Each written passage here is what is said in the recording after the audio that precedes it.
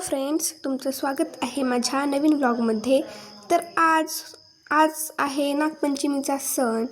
तर तुमच्याकडे असं असतं का की भावाचा उपवास म्हणजे भावासाठी उपवास पकडायचं आणि नाग जिथे राहतात म्हणजे ते हे वारूळमध्ये तिथं त्यांची जाऊन पूजा करायची वगैरे असतं का?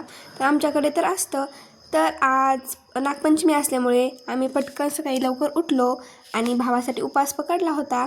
आणि माझ्या जे शेजारच्या काकू वगैरे आहेत, खुशी, मी, दिदी पण आली होती आता पंचमीला इकडं माहेरी।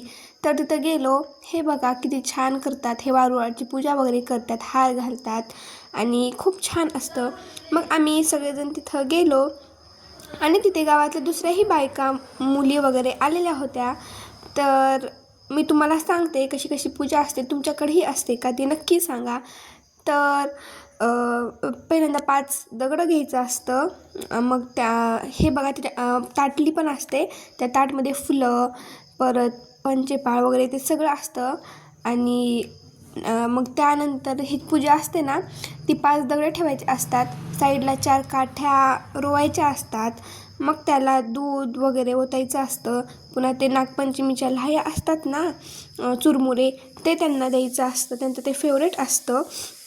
आणि त्यांना आपण जे कापसापासून ते माळ करतो ना, ते त्यांना घालायचं असतं, फुले वगैरे ठेवून। आणि आपण उपवासाला चिप्स वगैरे तळतो, परत भगरीचा भात करतो आणि खिचडीही करतो आपण शाबूची। तर ते त्यांना प्रसाद म्हणून ठेवायचा असतो आणि मस्त अशी पूजा तयार करायची असते।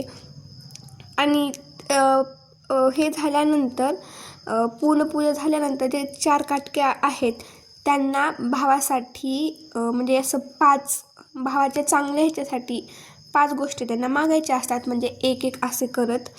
तर मग ते पण झालं आणि पहिल्यांदा दीदीने पूजा करून घेतली। आणि मग त्यानंतर हे बघा, हे असं करायचं असतं, 5 वेळेस त्यांना त्या दोऱ्यांनी फेरी मारायची असती आणि भावासाठी 5 गोष्टी चांगल्या मागायच्या असतात। तर दीदीची पूजा झाल्यानंतर माझीही पूजा होती आणि त्यानंतर आम्ही जाणार होतो मंदिरामध्ये। आणि दीदीने पूजा तर ऑलरेडी केलेलीच होती। तर मग मी काय फक्त देवाला पाणी ठेवलं आणि हळद कुंकू लावलं आणि फक्त देवाचं फेवरेट असतं आज म्हणजे दूध आणि आपलं ज्वारीचं पीठ आणि ज्वारीच्याच लाह्या केलेल्या असतात, चुरमुरे, ते त्यांचं आज फेवरेट असतं, तर त्यांना ते द्यायचं असतं। तर मग मी तसं केलं पटकन आणि ताटली ओवाळली आणि मग पाया पडून घेतलं। आणि त्यानंतर आम्ही निघालो मंदिराकडे जाण्यासाठी।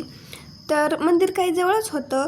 मग तिथून डायरेक्ट मी आणि खुशीची मज्जा पाठीमागे चाललेली होती आणि खुशीची मम्मी वगैरे पुढे होती।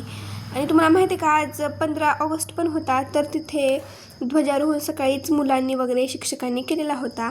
आणि त्याच्यानंतर पलीकडेच आमचं कल्लेश्वराचं म्हणजेच महादेवाचंच मंदिर आहे, तर तिथे पण जायचं होतं आज। आणि मग तिथे आलो फायनली, मी, पिल्ली, खुशी आणि माझं व्लॉगिंग सुरूच होतं। तर तुम्हाला माहिती आहे का, ते पशुपतीचं म्हणजे सोमवार पण करतात वगैरे। तर मग आणि आता श्रावण महिना तर सुरू झालेच आहे, तर तिथेही महादेवाला पाणी घालण्यासाठी बायका वगैरे पहाटे उठून येतात ना। मग आमच्यानंतर नाही झालं, मग त्यामुळे आम्ही आत्ताच म्हणजे 10-11 तर वाजलेच होते, तर ती पूजा करून झाल्यानंतर मग आम्ही केली। तर तिथे पण मी व्लॉग केला आणि दीदी आणि माझी जे काकू आहे त्यांनी महादेवाच्या पिंडीची पूजा केली, पाणी वगैरे ओतलं, काहीतरी बोलले वगैरे त्यांना। आणि मग ते पूजा करून झाल्यानंतर आम्ही वरती मंदिरात गेलो आणि तिथं पण छान मंदिराचा व्लॉग घेतला। मंदिरामध्ये लाईट नव्हती, त्यामुळे अंधार दिसत होता आणि देवही म्हणजे ह्या व्लॉगमध्ये नाही दिसला। मग देवाची पूजा वगैरे केली आणि आम्ही प्रसाद एकमेकांना दिला, हळद कुंकू वगैरे लावलं। तिथंही दुसऱ्याही बायका आलेल्या होत्या आणि त्यानंतर तिथली पूजा झाली।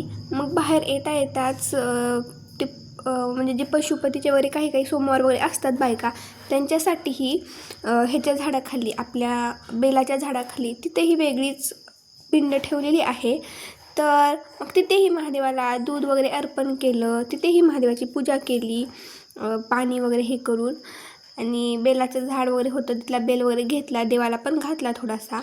मग तिथेही वेगळी पूजा केली, मग पाया वगैरे पडलो. मग तिथेही व्लॉग केला. मी, खुशी आणि पिल्ली त्या दोघींचं बघत बसलेलो होतो. आमचं पाया वगैरे पडून ऑलरेडी झालेलंच होतं. आणि मग आमची विहांशी आहे ना, तिला आम्ही घरीच सोडून आलेलो होतो, झोपली होती म्हणून. पण ती एवढं रडली, बापरे. आम्हाला बघून हसली वगैरे आणि नंतर फराळ केली. बाय बाय, भेटूया सेकंड ब्लॉगमध्ये. थँक्यू.